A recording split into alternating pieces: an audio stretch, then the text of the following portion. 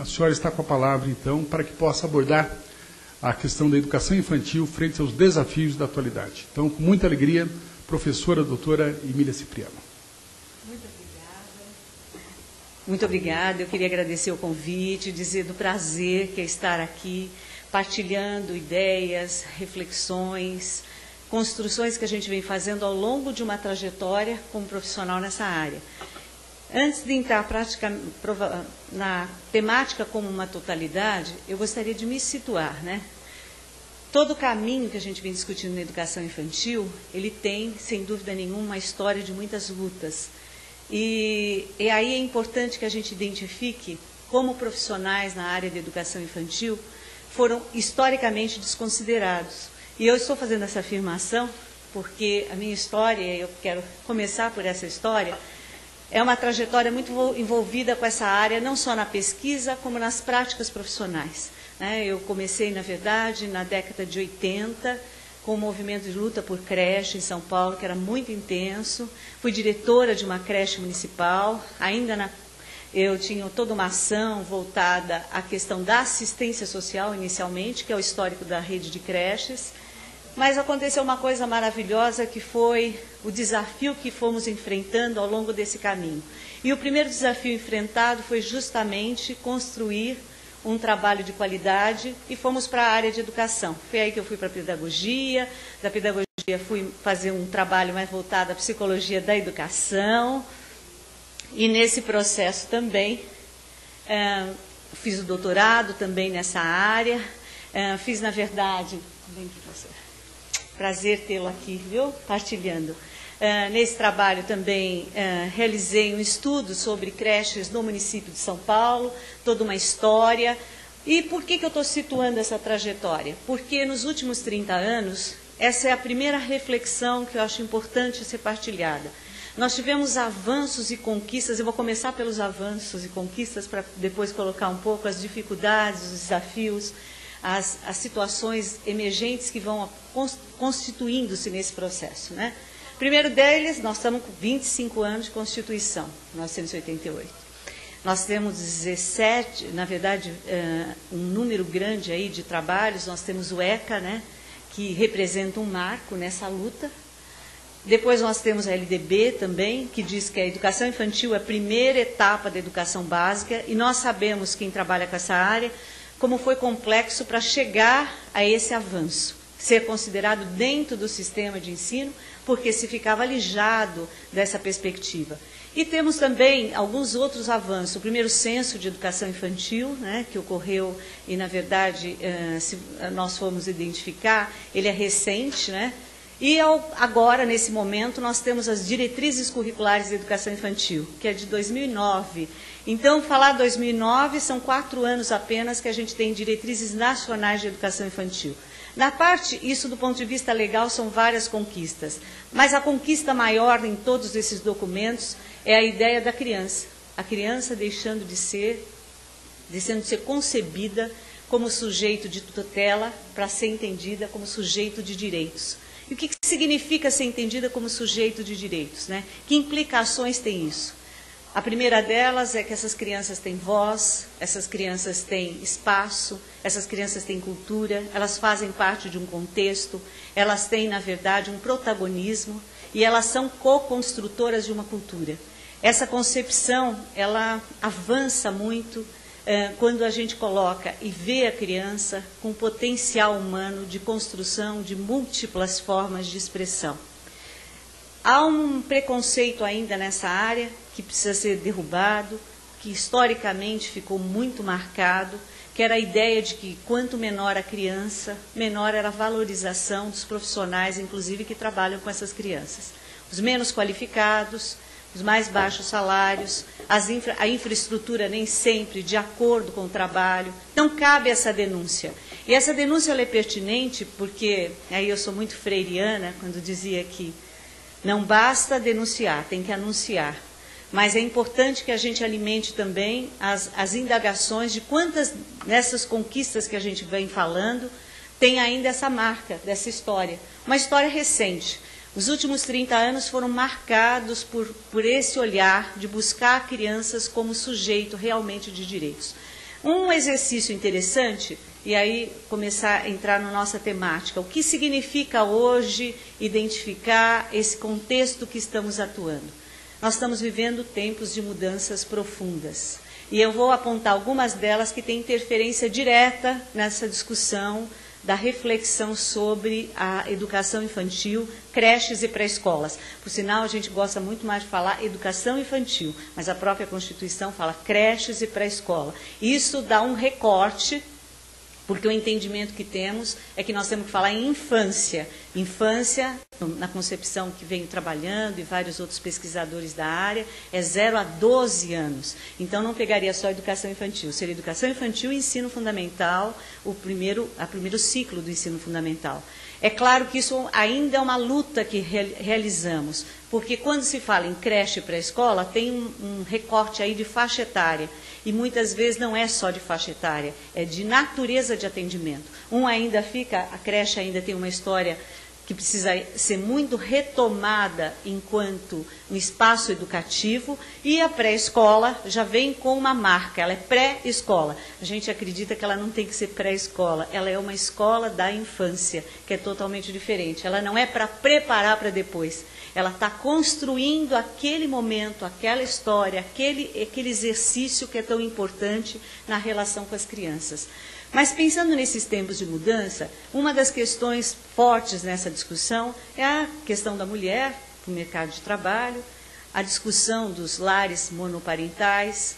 Uma questão muito forte aí e que merece ser refletida é a questão de hoje você ter lares, 47% de lares brasileiros com mulheres chefiando, e isso significa um marco também no que se refere ao trabalho, a perspectiva de uma comunidade que lida com esta relação. Existem também questões voltadas ao acesso. Se abriu muito mais o acesso, inclusive nas redes de comunicação, as múltiplas redes de comunicação. Isso é positivo numa perspectiva, mas isso faz com que as crianças tenham contato com tipos de materiais, com tipos de mídias, que muitas vezes não possibilitam a sua construção da sua identidade. Pelo contrário, trazem questões bastante de preconceitos, erotização, distanciamento de um sentimento mais de afeto, de relação e de troca. Então, é o lado aí que é importante ser visto. Outra questão importante nessas mudanças também é até a perspectiva que se tem hoje do entendimento do que é trabalhar as pesquisas, do que é trabalhar com crianças pequenas. Se tinha todo um olhar inicial de que a criança pequena, a sua construção era sempre uma preparação para um futuro. Hoje a gente tem muito presente que não é um vir a ser, ela nasce cidadã. Tanto que a gente dizia preparar para ser um dia cidadão. Ela nasce cidadã, ela tem desde do ventre da mãe, ela já tem uma perspectiva aí de cidadania de fato. Ela tem uma vida que vai se constituir como um tempo próprio, que não é só o tempo do futuro, é o tempo do presente, é o tempo do aqui e agora. Então, esse olhar também tem que estar o tempo todo sendo pensado. E, ao lado disso, as pesquisas cada vez mais identificam, na área de desenvolvimento humano, que o período, em especial, dos 0 a 6 anos, ele tem impacto em toda a formação da identidade humana nas esferas da cognição, da afetividade, das relações, da ética, da moral, das relações humanas. Quando eu estou trabalhando com um ser em formação, eu estou constituindo toda essa estrutura humana. E esta visão, né, cada pesquisa nova que se dá em áreas diferenciadas, que hoje não são só centradas na psicologia, nós temos pesquisas na história, na antropologia, a sociologia da infância é uma área que vem se desenvolvendo muito, e trata muito do papel que a infância tem na vida dos seres humanos, na construção da identidade humana. Aqui eu quero utilizar como referência um autor chamado Peter Moss, que tem um trabalho muito bonito, Qualidade da Primeira Infância, e ele conceitua de uma forma muito clara o que é infância, né? Primeiro, infância é uma construção social. Portanto, a sociedade constrói essa ideia, essa imagem, essa postura relacionada a ela. Uma questão segunda que ele coloca, que eu acho bastante importante, ela sempre tem que ser contextualizada. Nós não temos uma infância, nós temos múltiplas infâncias nas escolas brasileiras, no povo brasileiro, na nossa comunidade. Por que múltiplas infâncias? Porque elas estão relacionadas a gênero, elas estão relacionadas a local, a cultura, a condições socioeconômicas. E aqui só um dado: as crianças que menos, na verdade, hoje têm atendimento na infância são justamente aquelas que mais necessitariam desse atendimento, que são as das classes mais populares e aquelas que não têm uma condição socioeconômica, inclusive de chegar a esse tipo de atendimento. Isso é uma coisa que merece ser muito melhor trabalhada por nós. Uma outra questão importante é que a infância, ela traz, na verdade, no seu bojo das relações, uma possibilidade, esse estudo do Peter Moss fica muito evidenciado isso, da importância que se tem as relações nesse espaço.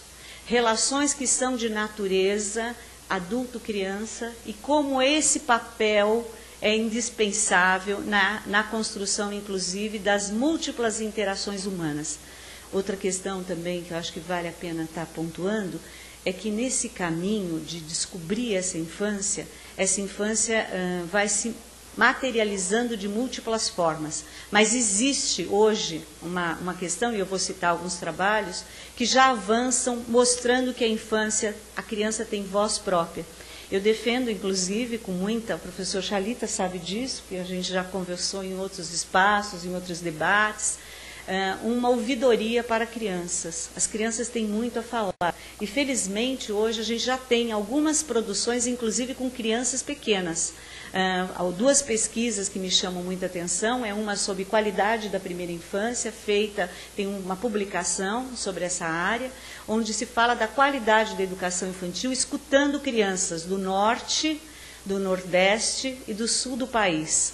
E essa escuta de crianças vai revelando quanto elas têm a nos dizer sobre a sua leitura de mundo. E não é só a leitura do adulto. Nós ficamos muito tempo com uma leitura adultocêntrica. Agora temos que passar para um campo onde você olha a criança nessa perspectiva de ter voz.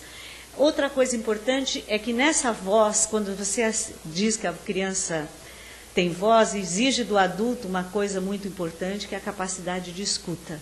O que nós estamos escutando das crianças? E aí eu queria entrar no campo dos questionamentos.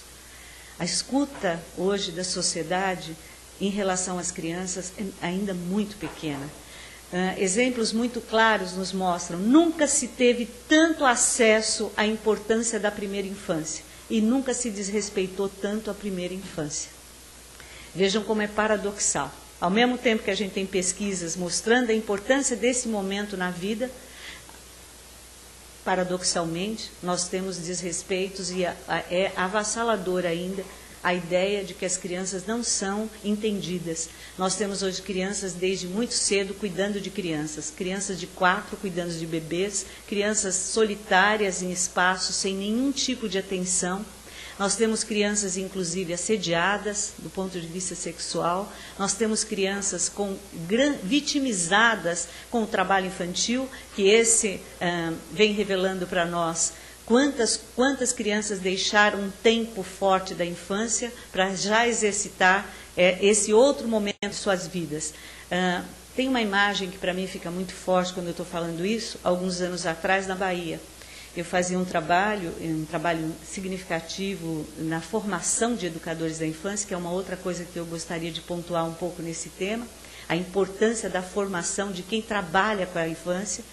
Mas foi muito interessante porque as crianças estavam em roda, brincando num espaço público, e um grupo de outras crianças carregavam nas suas cabeças bacias de água. E as crianças chegaram a deixar aquelas bacias no chão, colocar no chão, para observar com admiração de quem brilhava os olhos de querer estar no outro espaço do lúdico, da brincadeira, do direito à vida, do direito às relações, do direito à percepção, do direito à troca, do direito ao ambiente organizado para ser recebida. Então veja como isso é, do ponto de vista humano, é alguma coisa que nós precisamos pensar muito. Quando estamos falando de infância, Qual é o compromisso que a nossa sociedade tem assumido com as suas crianças? Assumido na dimensão, inclusive, de percebê-las nessa perspectiva de possibilidades, de percepção, de gestos. A criança não fala inicialmente, não é só a fala, na oralidade, mas ela se expressa através dos olhos, através do seu corpo, através dos seus jeitos, do seu choro, através das suas expressões, inclusive, às vezes, de agressão, até porque tem uma dificuldade imensa de encarar um dos fenômenos mais fortes, que é a invisibilidade. É não ser vista, é não ser percebida, é não ser entendida. É como se estivesse, eu diria que esse talvez seja um dos sentimentos mais complexos na infância. É quando se identifica, a própria criança percebe que ela não tem nenhum tipo de interação com o espaço que ela está vivenciando na relação com o outro. É como se ela não existisse. Essa invisibilidade, né, gesta, sem dúvida nenhuma, um conjunto de questões aí que depois vão ter que ser tratadas em outros espaços.